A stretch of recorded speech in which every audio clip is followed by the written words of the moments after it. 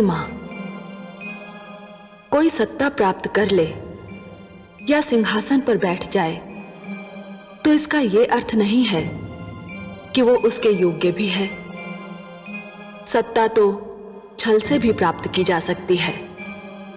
सिंहासन पर तो बल का प्रयोग करके भी बैठा जा सकता है। योग्यता का ज्ञान तो उस समय होता है जब सत्ता पाकर भी कोई जन कल्याण का ध्यान रखे, सिंहासन पर बैठकर भी न्याय करे।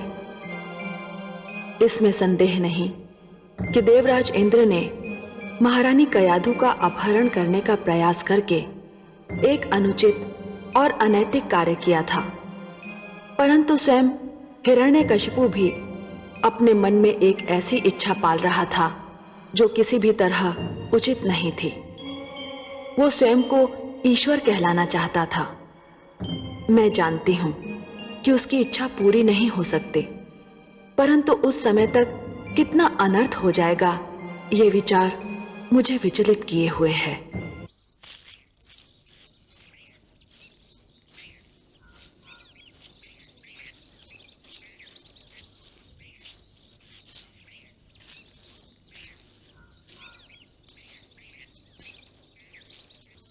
असुरराज, आप क्षण भर यहां प्रतीक्षा करें। मैं महारानी कयाधु को आपके आने की सूचना दे दूं।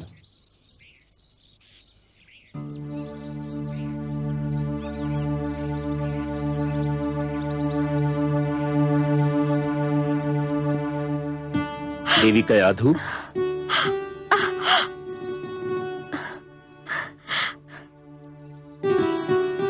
आप आ गए देवर्षि। मैं अकेली कब से घबरा रही थी।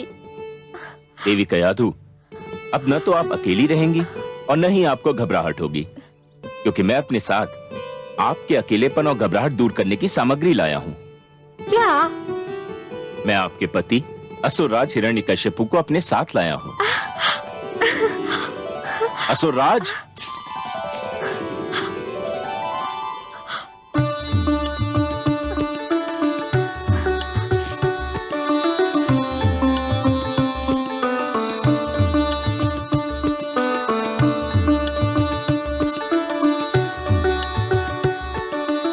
नारायण नारायण।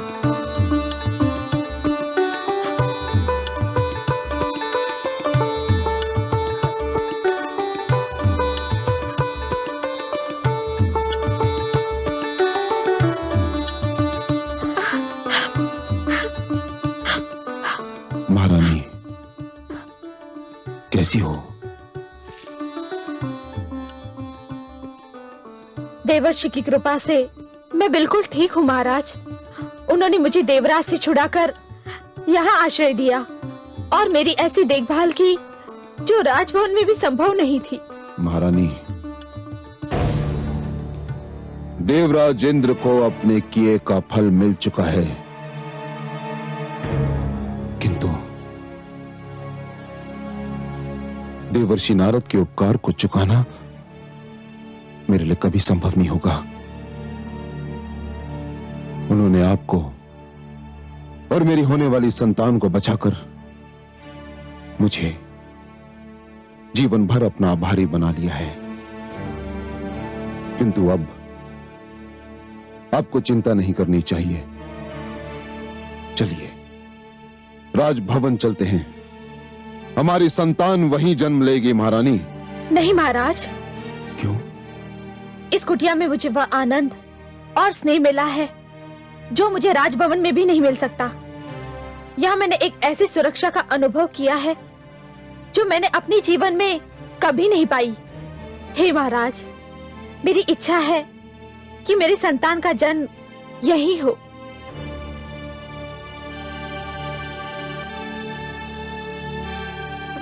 ठीक है, आपकी इच्छा के विरुद्ध मैं कोई भी कार्य नहीं करना चाहता महारानी।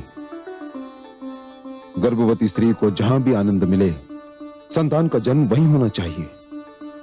मुझे कोई आपत्ति नहीं। मैं ये समाचार देवर्षि को सुनाता हूं। आप निश्चिंत होकर विश्राम करें। आइए।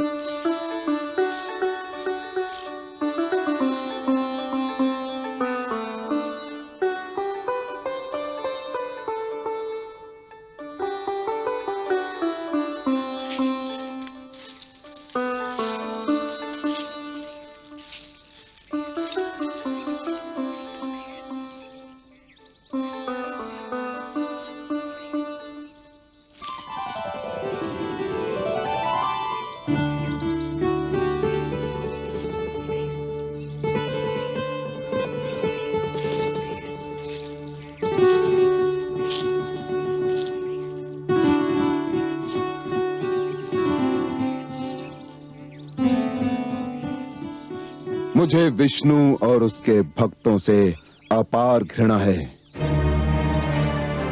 मैं ये भी जानता हूं कि आप इस सृष्टि में विष्णु के महानतम भक्त हैं, और मैं चाहते हुए भी आपसे घृणा नहीं कर पाता। आपने महारानी की रक्षा करके। बस बस असुरराज, और कुछ कहने की आवश्यकता नहीं है। आप इस बात को इतनी बार कह चुके हैं कि मुझे तो कंठस्थ हो गई है। देवर्षि, महारानी कयाधु ने पुत्र के जन्म तक आपके आश्रम में रहने की इच्छा व्यक्त की है, और मैं उनकी इच्छा के विरुद्ध उन्हें यहां से ले जाना नहीं चाहता। नारायण नारायण, बड़ा शुभ विचार है। यदि महारानी कयाधु को मेरी कुटिया में सुख मिलता है तो ये तो मेरे लिए सौभाग्य की बात है। असुरराज, आप चिंता न करें, मैं उनकी यथा योग्य सेवा करूंगा। मेरी कुटिया में बीतने वाला हर दिन आपकी आने वाली संतान का हर संकट दूर करेगा। तो फिर मुझे जाने की अनुमति दीजिए देवर्षि।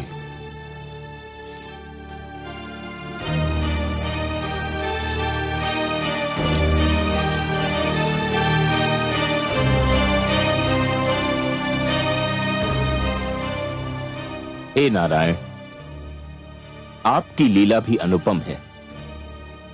आपसे घृणा करने वाले को पता ही नहीं कि उसके अपने घर में आपका सबसे महान प्रेमी जन्म लेने वाला है। नारायण नारायण। भगवान हिरण्यकशिपु की जय।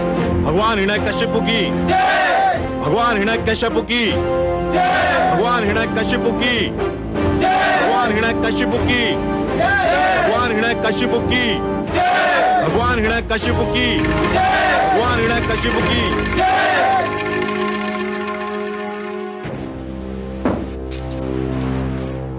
बधाई हो भगवान हिरण्यकशिपु, इंद्रासन पर बैठने के लिए बहुत बहुत बधाई हो। अब तो अप्सराएं आपके संकेत पर नृत्य करेंगी। समस्त देवगण नतमस्तक होकर आपको नमस्कार करेंगे।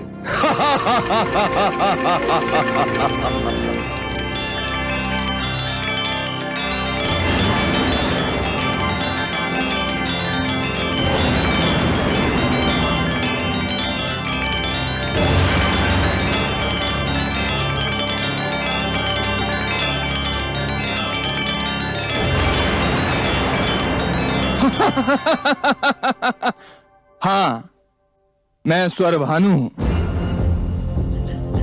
विष्णु ने मेरा सिर धड़ से अलग कर दिया था, पर वो मुझे मार नहीं सका क्योंकि मैं अमृत पान कर चुका था। मेरा कटा हुआ सिर राहु बनकर और कटा हुआ धड़ केतु बनकर आज भी जीवित है और सदैव जीवित रहेगा। मेरी सभा में तुम्हारा स्वागत है स्वरभानु। धन्यवाद भगवान हिरण्यकशिपु, आपको कोटि कोटि धन्यवाद और कोटि कोटि बधाई भी। देवराज की तो वैसे कई बार पराजय हुई, पर उसकी जो पराजय आपके हाथों हुई है वो अपना कोई उदाहरण नहीं रखती है। ऐसी करारी पराजय तो दानवराज कालकेतु भी उसे नहीं दे पाए थे। अब विलंब क्यों कर रहे हैं? विजय समारोह आरंभ कीजिए। इंद्रलोक की सुंदर अप्सराओं से कहिए आपके सामने बधाई नृत्य प्रस्तुत करें।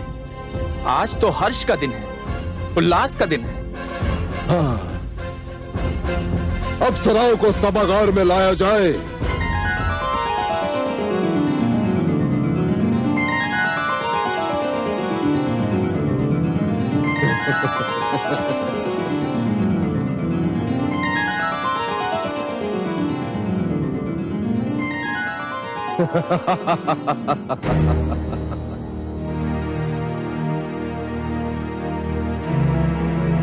देवलोक की अप्सराओं, तुम आज तक देवराज इंद्र के लिए नृत्य करती थी, किंतु आज से तुम भगवान हिरण्यकशिपु के लिए नृत्य करोगी, क्योंकि यह सिंहासन अब मेरा हो चुका है और मेरा ही रहेगा। नृत्य प्रस्तुत करो, एक ऐसा सुंदर नृत्य जिसे देखकर मैं अपनी कठोर तपस्या की सारी थकान भूल जाऊं। नाचो नाचो। धा धे कट धा, धे कट धा, धे कट धा, धे कट धा, धे कट धा, टिक धा धा, टिक धा धा, टिक धा। होनी होय बड़ी बलवान,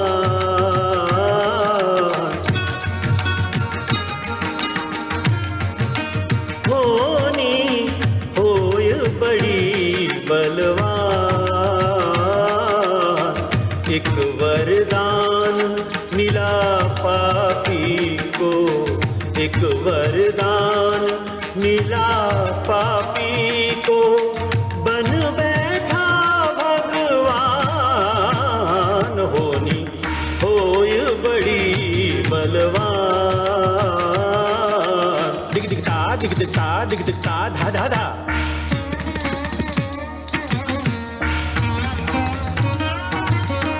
धाक तिक धेता ता धे देता, धा धाक तिक धे ता धे देता।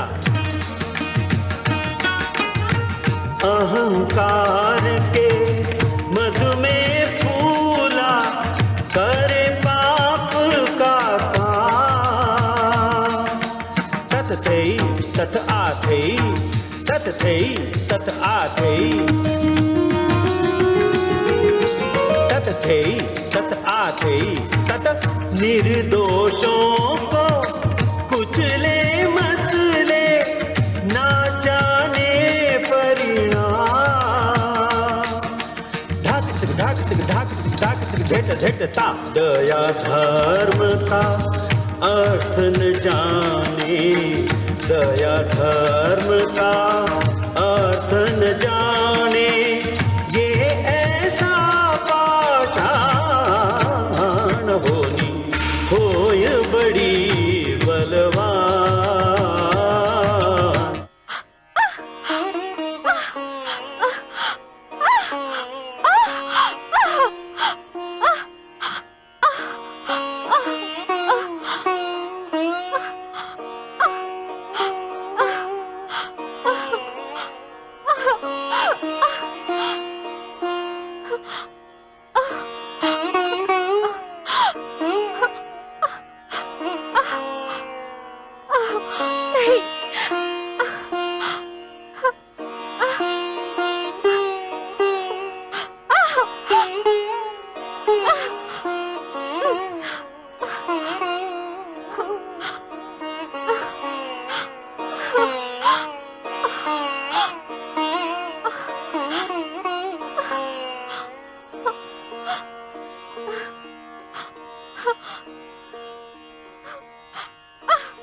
हे लक्ष्मी नारायण, मैंने कयाधु को अपनी पुत्री मानकर यथाशक्ति उसकी सेवा की है,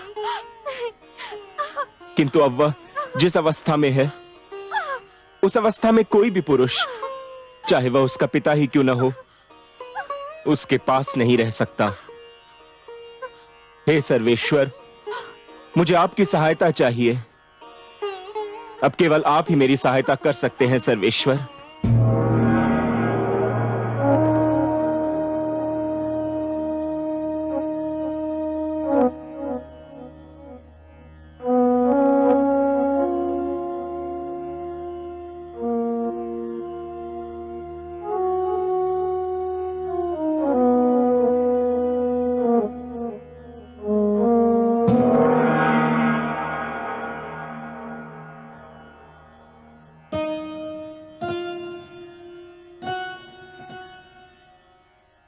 हे योग माया, आप देवर्षि के आश्रम में जाइए। महारानी कयाधु प्रसव पीड़ा की अवस्था में आ गई हैं। उनकी देखभाल का कार्यभार मैं आपको सौंपता हूं। जो आज्ञा त्रिलोकीनाथ।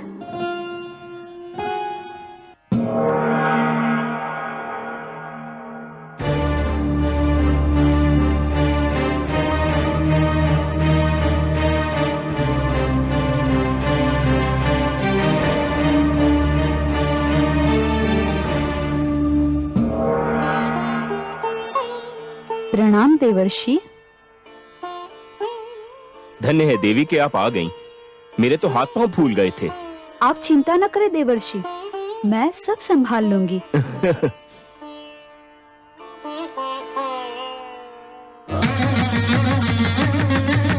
घेगे तिट्ट घेगे तिट्ट घेगे के घेगे के घेगे धिंतड़ान धादिन तात तक धादा तक तक तक तक तक तक तक ततति ततति ततत हे ततति ततति ततत हे ततति ततति ततत हे हे धाग धाग धाग धाग धाग टिक ताड़ टिक ताड़ टिक ताड़ धाग टिक ताड़ धान धान धा पाप का घट जिस दिन भी फूटे होगा इसका नाश।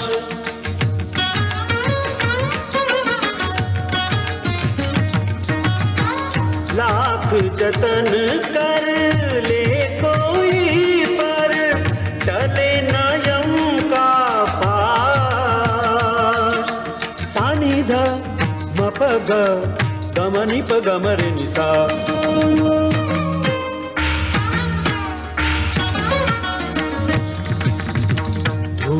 में मिल जाएगा इसका, धूल में मिल जाएगा इसका छद बल और अभिमान होनी होय बड़ी बलवान।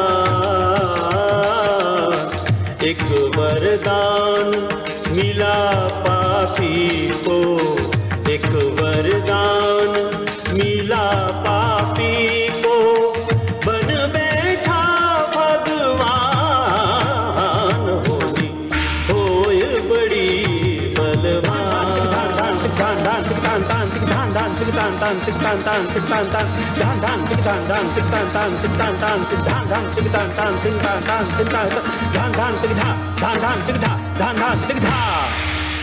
प्रणाम भगवान।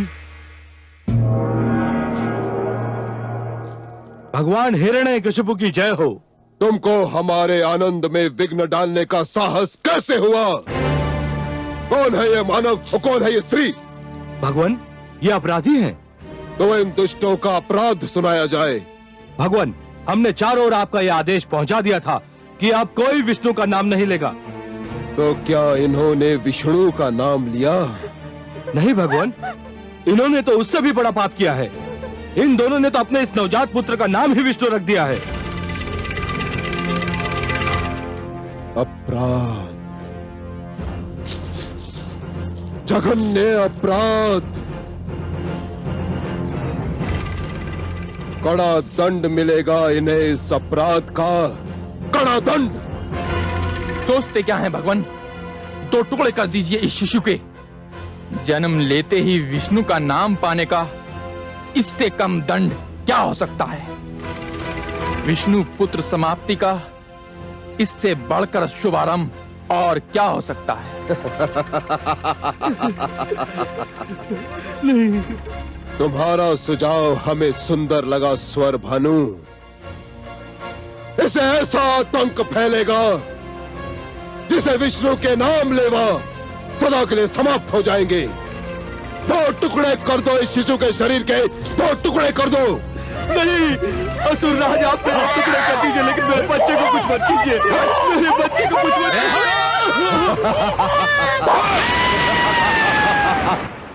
हे कमल नयन, क्या हो रहा है संसार में? शक्ति और सत्ता पाकर रक्त की प्यास इतनी क्यों बढ़ जाती है? अहंकार बुद्धि को कैसे भ्रष्ट कर देता है? निष्ठुरता मन में कैसे वास कर लेती है? देखिए ना, हिरण्यकशिपु ने एक छोटे से बालक के निर्दयता से केवल इसलिए टुकड़े टुकड़े कर दिए कि उसका नाम आपके नाम जैसा था। क्या किसी का नाम भी उसके वध का कारण बन सकता है? निस्संदेह ये क्रूरता है महादेवी, निस्संदेह ये क्रूरता है। ये केवल मानव पुत्र का नहीं वरन सभ्यता का वध है। पर हे महादेवी, स्मरण रखिए, जान लीजिए कि निर्दयता पतन का पहला चरण होती है और हिरण्यकशिपु अपने पतन की ओर बढ़ रहा है। जिस प्रकार दीपक की लौ बुझने से पहले भड़कती है, उसी प्रकार क्रूरता भी पतन से पहले पूरी शक्ति से उभर आती है। पर हे पद्मनाभ, कैसे होगा दुष्ट हिरण्यकशिपु का विनाश? उसने तो निर्ममता की सीमा लांघ ली है। हे महादेवी, जो सीमा लांघता है उसे तो यह ज्ञान ही नहीं होता कि सीमा के आगे कोई मार्ग ही नहीं है। निष्ठुरता की सीमा के आगे केवल पतन का द्वार खुला होता है। पर हे कमल नयन, अब कब होगा उसका पतन और कैसे होगा? महादेवी, हिरण्यकशिपु की क्रूरता उसके विरुद्ध घृणा की ज्वाला भड़काएगी। उसके अत्याचार मानव को उसके विरुद्ध एक होकर खड़ा होने पर विवश कर देंगे। रक्त की ये धारा केवल धरती को ही नहीं, स्वयं उसके घर को भी डुबो देगी। हे महादेवी, वो मूर्ख क्या जाने कि उसकी मृत्यु की सामग्री तो राजभवन में आ चुकी है। जिस पुत्र प्रहलाद को वो मेरा सबसे महान शत्रु बनाना चाहता है, वही प्रहलाद उसके अहंकार का सर्वनाश कर देगा।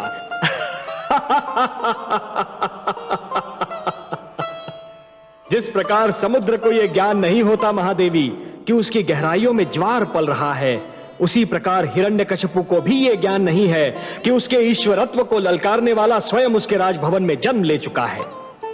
महादेवी, यह कथा बहुत रोचक है। महादेवी, यह कथा बहुत रोचक है और इसका हर मोड़ अधिक रुचिकर होगा।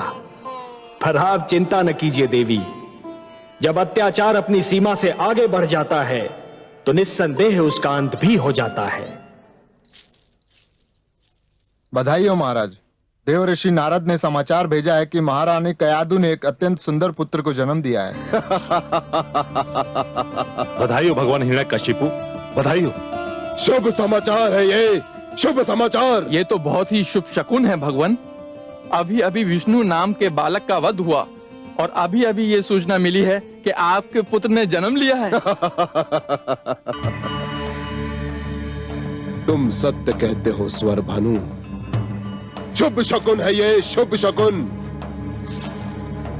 इसका अर्थ ये हुआ कि मेरा पुत्र विष्णु का मुझसे भी बड़ा शत्रु सिद्ध होगा।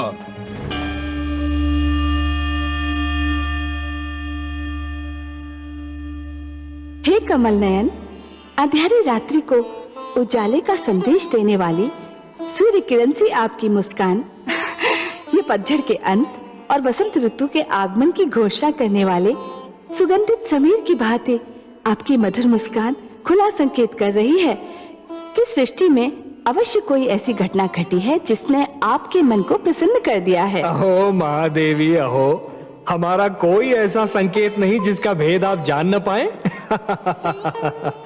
हाँ देवी, एक बहुत सुंदर, एक बहुत अनुपम घटना घटी है। वो बालक जिसकी रक्षा के लिए आप चिंतित थीं, वो बालक जो एक नया इतिहास रचने वाला है, जन्म ले चुका है। कयाधु मां बन चुकी है। मैं अत्यंत प्रसन्न हूँ।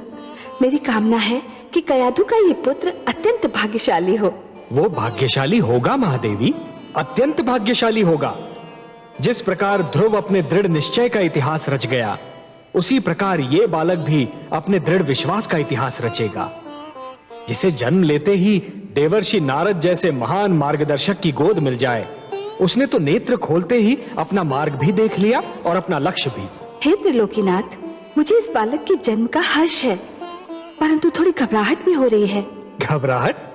घबराहट का क्या कारण महादेवी? उसका जन्म एक ऐसे राक्षसी प्रकृति के असुर के घर में हुआ है जो वास्तविकता जान लेने के उपरांत इस नन्हे बालक का बैरी बन जाएगा। ऐसे शक्तिशाली और अभिमानी का ये बालक सामना कैसे कर पाएगा? यही तो उसके दृढ़ विश्वास की परीक्षा होगी महादेवी। महादेवी, केवट का साहस शांत बहने वाली नदी में नौका खेने से सिद्ध नहीं होता। वो तो तब सिद्ध होता है जब केवट बिफरी हुई नदी के मझधार से नौका को सुरक्षित निकाल कर ले जाता है। एक दिए की क्षमता शांत वातावरण में जलते रहने से सिद्ध नहीं होती। वो तो तब सिद्ध होती है जब दिया अपनी लौ को आंधी में भी बुझने नहीं देता। उसी प्रकार इस बालक का दृढ़ विश्वास भी तभी सिद्ध होगा जब वो महान शक्तियों और प्रतिकूल वातावरण में भी जमा रहेगा। मैं तो मन से चाहती हूँ कि कयाधु का ये पुत्र हर पग पर सफलता पाए। अब आपने उसे आशीर्वाद दे दिया है, तब तो उसका विश्वास दृढ़ होना ही है।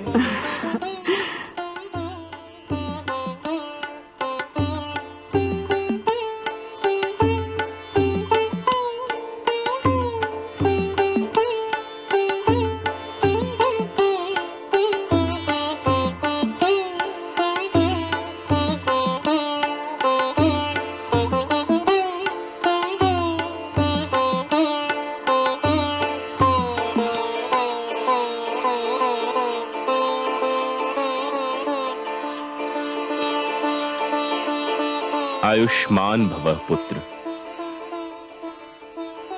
अपनी माता के गर्भ में मुझसे जो कुछ भी सुना था, सीखा था, वह स्मरण है कि भूल गए? ओम नमो भगवते वासुदेवाय। ओम नमो भगवते वासुदेवाय। बस बस पुत्र, मैं संतुष्ट हो गया। तुमने तो मेरा पूरा पाठ कंठस्थ कर लिया है। ध्यान रखना पुत्र, मैंने तुम्हें ईश्वर पर आस्था और विश्वास का मार्ग दिखाया है। यह विश्वास सृष्टि की महानतम शक्ति है। जो ईश्वर पर अडिग विश्वास रखता है, वह पर्वत से टकराए तो पर्वत झुक जाए, समुद्र से मिले तो समुद्र शांत हो जाए। सूर्य, चंद्रमा, नक्षत्र मंडल जिसकी ओर भी दृष्टि डाले, वही उसका दास हो जाए। सृष्टि का पूरा भेद ही उसकी मुट्ठी में आ जाए। कठिन को सरल और असंभव को संभव बनाना उसके बाएं हाथ का खेल होगा। पुत्र, इस मार्ग से कदापि नहीं हटना।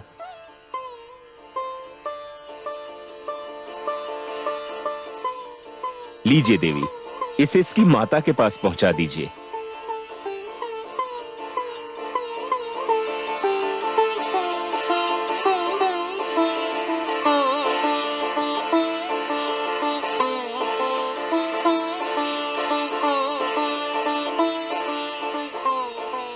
नारायण नारायण।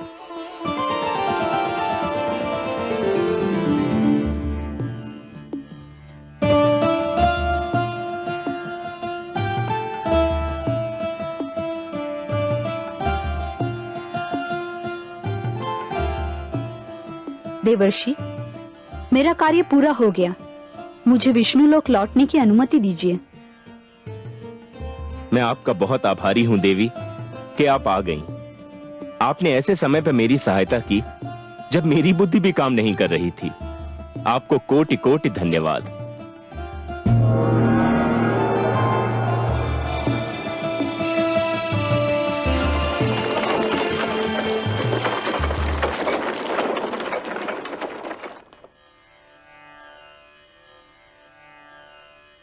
नारायण नारायण।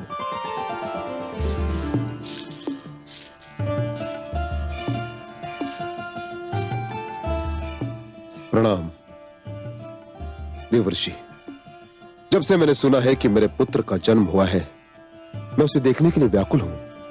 कैसा है मेरा पुत्र? स्वयं चलकर देख लीजिए। आइए। चलिए देवर्षि।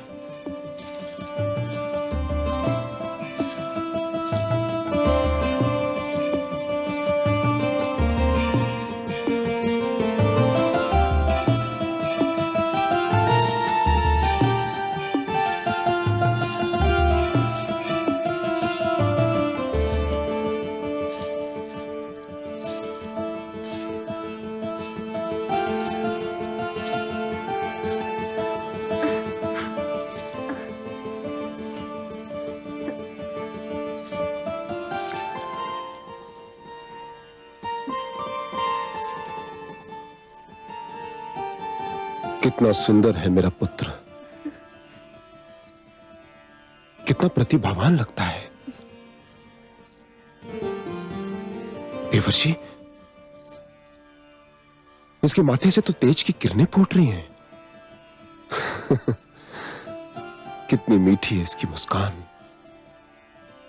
उसकी आंखें सूर्य और चंद्रमा की भांति चमक रही हैं।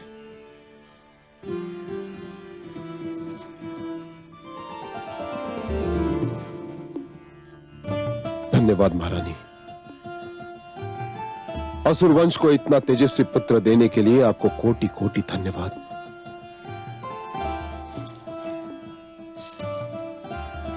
देवर्षि,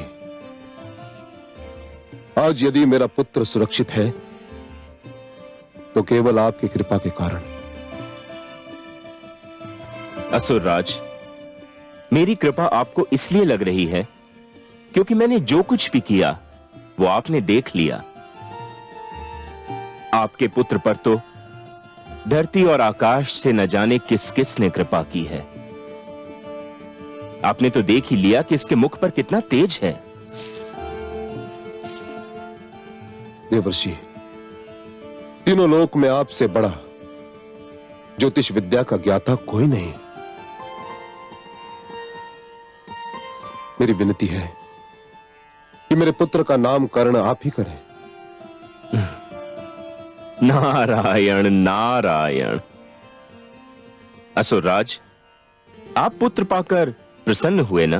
प्रसन्न, अति प्रसन्न, हर्षित, अति हर्षित देवर्षि। तो जो अत्यंत प्रसन्नता देता है, असीम हर्ष प्रदान करता है, उसे प्रहलाद कहते हैं। असुरराज, मैं आपके पुत्र का नाम प्रहलाद रखता हूं, क्योंकि ये आपके जीवन में प्रसन्नता और आह्लाद लेकर आया है। प्रहलाद।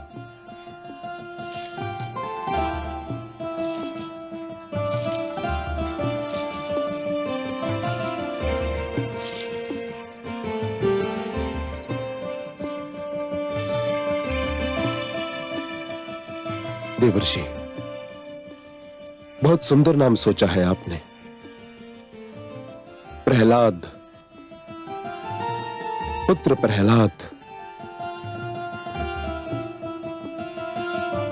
मेरा पुत्र प्रहलाद भगवान हिरण्यकशिपु का पुत्र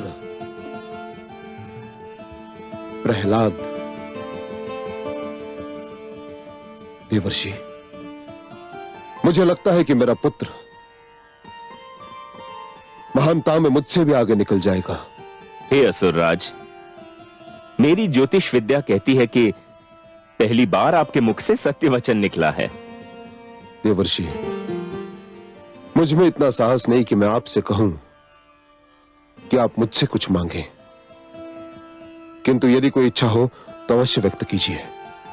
सत्य असुरराज? सत्य, परम सत्य देवर्षि। आपकी किसी भी इच्छा की पूर्ति करके मुझे हर्ष होगा।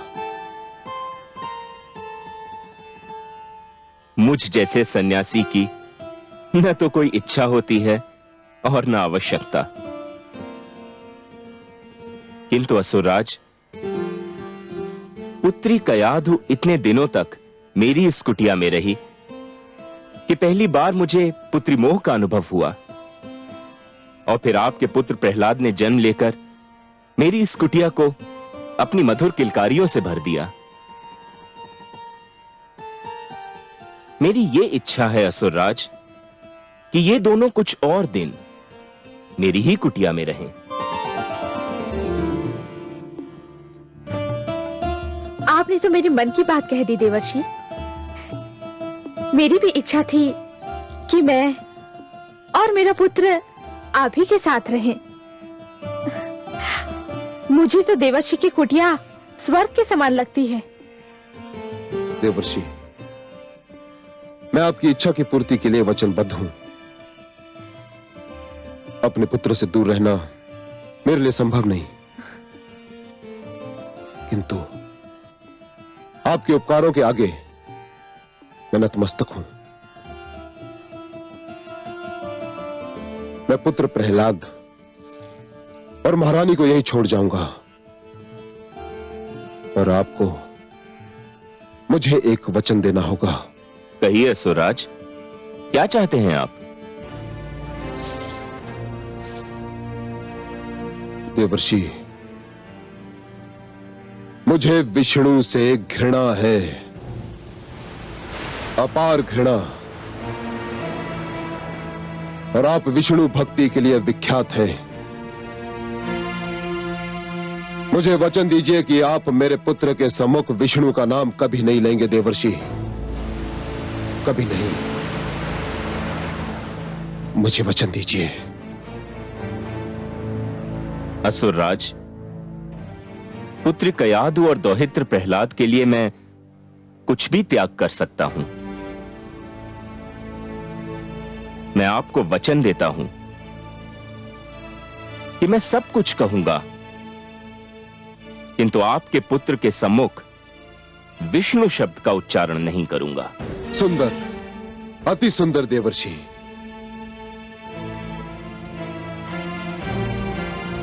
नारायण नारायण। धरती से आकाश तक उसका ही विस्तार। एक नाम की बात क्या, उसके नाम हजार। जिसने मां के गर्भ से लिया विष्णु का नाम, उसे रोक पाना भला किसके बस का काम,